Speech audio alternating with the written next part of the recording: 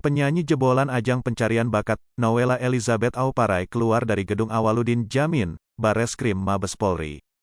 Sekira pukul 18.47 waktu Indonesia Barat Nowela keluar dari ruangan, setelah sebelumnya hadir sekira pukul 14 waktu Indonesia Barat dengan ditemani pengacara dan adiknya. Dalam penyidikan itu, ia mengaku ditanya 16 pertanyaan, terkait keterlibatannya dengan investasi bodong robot trading DNA Pro. Ditanya seputar keterlibatan saya, ada 16 pertanyaan yang diajukan, ujar Nowela kepada awak media, Jumat, tanggal 22 April tahun 2022.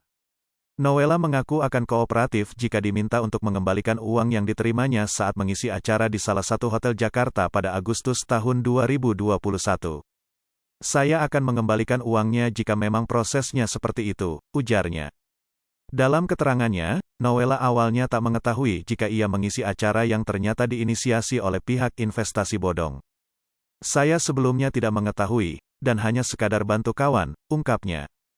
Nowela menjadi satu di antara dua penyanyi yang dihadirkan oleh Bareskrim Mabes Polri dalam tindak lanjut kasus investasi bodong, DNA Pro.